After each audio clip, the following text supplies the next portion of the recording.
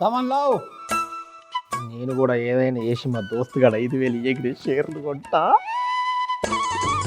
కాకపోతే తెలిసినా కానీ దాచుకున్నాడు విషయాన్ని ఇవ్వాలని చెప్పకుండా.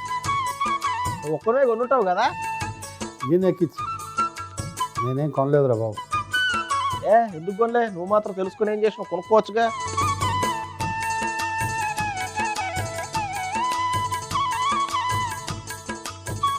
ఒక 8 గంటలు నూనె వేయి.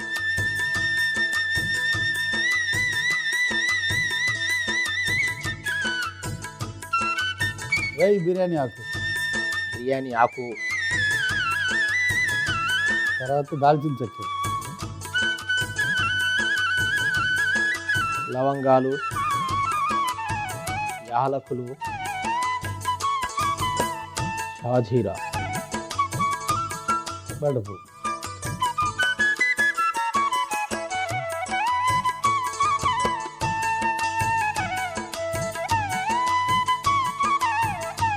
నాకే కనుక నిజంగా 300 కోట్లు వచ్చుంటే నువ్వు ఎంత అడుగుతుంటివి? ఏం అడగదు. నేను ఎప్పుడు కూడా బిందాస్ హ్యాపీ. అమ్మా అడగకుండా ఉండవులే. నాది ఎప్పుడు కూడా ప్లేట్ మీల్స్ కర్డ్ ఎక్స్ట్రా అంతే. నా బాబాయ్ హోటలు, నా కాయగూరలు, నా బియ్యం, నా పప్పు, నా ఉప్పు, నా టేబుల్, నా కూజ, నా ఇత్తడి గ్లాసు. అయినా నేను నీ కష్టాన్నే ఉల్లిపాయలే 1116 ఇచ్చేస్తుంటే.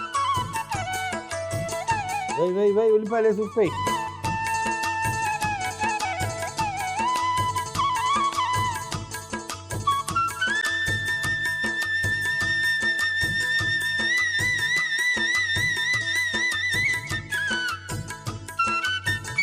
బాగా డబ్బులు వచ్చాయనుకో, ఫుల్ ఒక 300 కోట్లు వచ్చాయనుకో, మన ఊర్లో నువ్వు యుగ యుగాలుగా తరతరాలుగా నడుస్తున్న బాబాయ్ హోటల్ ని ఆదర్శంగా తీసుకుని మేము పెట్టిన పేరు బాబాయ్ థియేటర్, బాబాయ్ మల్టీప్లెక్స్.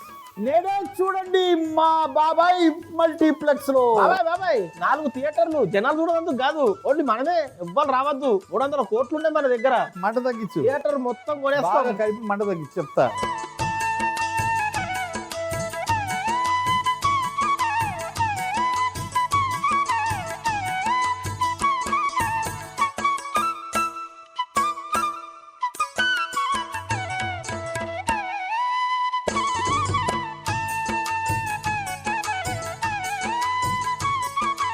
పాలకూర, పుదీనా, కొత్తిమీర, వెళ్ళి ప్రమాణంగా పేస్ట్ చేసుకుని రాలే. ఈ లోపల నేను పబ్లిసిటీకి కొత్త కొత్త ఆలోచనలు చేస్తా. మన ఊర్లో ఒక గుర్ర బగ్గి అలా తిరుగుతూ ఉంటుంది. నేడే చూడండి బాబాయ్ మల్టీప్లెక్స్ లో. నేడే చూడండి, నేడే చూడండి బాబు, నేడే చూడండి. గొప్ప పౌరాణిక ఆధ్యాత్మిక జానపద చిత్రం, సాంఘిక చిత్రం శ్రీ పోతులూరి వీరబ్రహ్మేంద్ర స్వామి చరిత్ర మార్చే సినిమా. నేడే చూడండి బాబు, నేడే బాబాయ్. నేను ఏమన్నాను చెప్పు. నేను గొప్ప పౌరాణిక ఆధ్యాత్మిక జానపద సాంఘిక చిత్రం. మారవు, నువ్వు మారవు. ప్రపంచం మారుతుంది, ఉరుకుతుంది, పరిగెడుతుంది, నువ్వు మాత్రం మారవు. అరే మనం స్టాక్ మార్కెట్, మనం ట్రేడింగ్ చేసేటోళ్ళం. మనం ఎవరైనా నేడే చూడండి అంటారు. అరే మనకు 300 కోట్లు వస్తే మల్టీప్లెక్స్లు కట్టి మంచి మంచి సినిమాలు వేయాలి. కానీ ఆ గుర్ర బండి, ఆ జట్కా బండి, రిక్షా వెనక మైక్ పట్టుకొని మరి పబ్లిసిటీ ఎలా ఇస్తాం? జస్టిస్ చౌదరి ఎప్పటి సినిమాలు ఇవన్నీ. అరే మొత్తం మారి ట్రెండింగ్. ఇప్పుడు మల్టీప్లెక్స్ వచ్చినాయి. ఇప్పుడు సోషల్ మీడియా వచ్చింది మొత్తం. దేవదాసు నర్తనశాల. నీతో నుండి నేను ఇంకా వెనకైపోతున్నా తప్ప ముంగటికే పోతలేదు. రామాంజనేయ యుద్ధం. అల్లం వెల్లుల్లి పేస్ట్ అయి చెప్తా.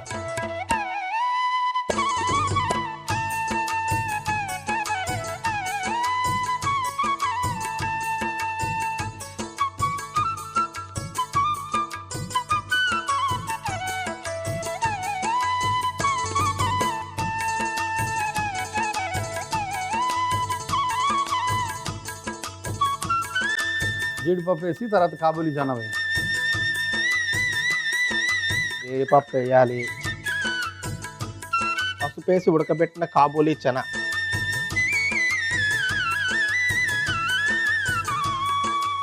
పసుపు,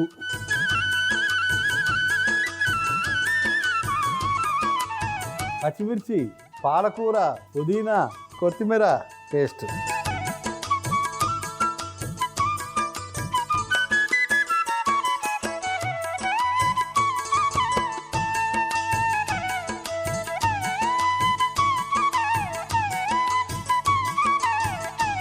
ఆ నీళ్ళు కొంచెం ముందు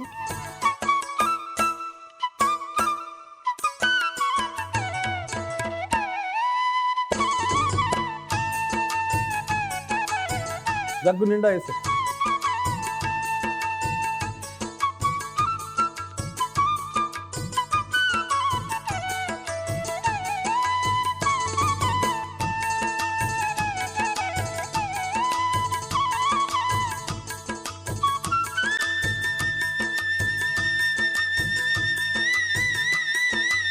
వార్చేవు కదా వేసే.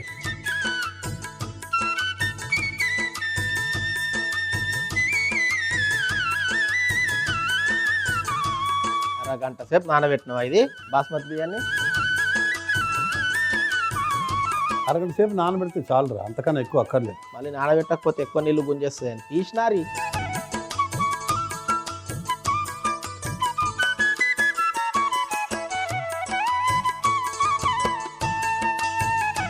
నిమ్మకాయలు పిండి.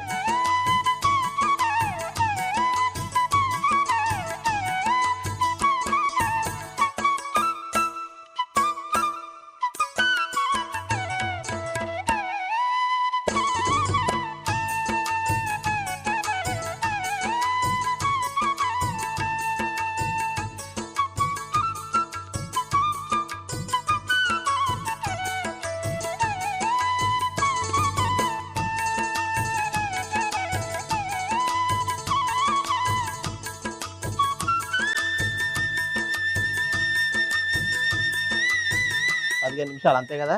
15 నిమిషాలు చాలు. ఆ పులావ్ మంట కట్టే. అయిపోయినట్టే ఇది జుమగిలినట్టేనా? బ్రహ్మాండం.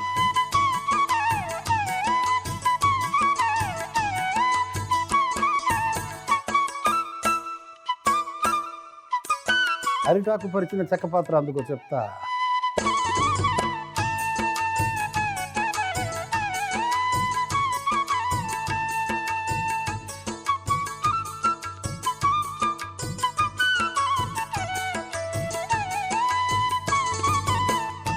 దా ఈ నిమ్మకాయ ఒకటి చెప్పు.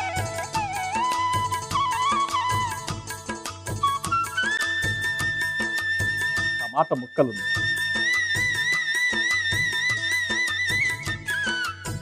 పెద్ద పళ్ళెంలో పెట్టరా.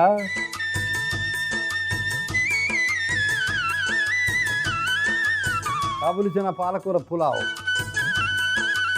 ముందుగా గిన్నెలో నూనె వేసి వేడెక్కిన తర్వాత బిర్యానీ ఆకు, దాల్చిన చెక్క, లవంగాలు, యాలకులు, షాజీరా, బండ పువ్వు, ఉల్లిపాయలు, ఉప్పు వేసి వేయించుకోవాలి. ఇప్పుడు పాలకూర, పుదీనా, కొత్తిమీర, పచ్చిమిర్చిని రోట్లో వేసుకొని ముద్ద చేసుకొని పక్కన పెట్టుకోవాలి. ఇప్పుడు వేగుతున్న ఉల్లిపాయల్లో అల్లం వెల్లుల్లి పేస్ట్, జీడిపప్పు, పసుపేసి ఉడికించుకున్న కాబూలీ శనగలు, పసుపు, మనం ముందుగా తయారు చేసి పెట్టుకున్న పాలకూర ముద్ద కూడా వేసి బాగా కలిపి సరిపడా నీళ్లు పోసి ఒక ఉడుకు వచ్చిన తర్వాత నానబెట్టుకున్న బియ్యం వేసి నిమ్మరసం వేసి మూత పెట్టి ఒక 15 నిమిషాలు ఉడికించుకొని ఒక గిన్నెలోకి తీసుకొని పైనుంచి నిమ్మ చెక్క వేసి టమాటా ముక్కలు వేసుకుంటే కాబూలీ శనగల పాలకూర పులావ్ రెడీ.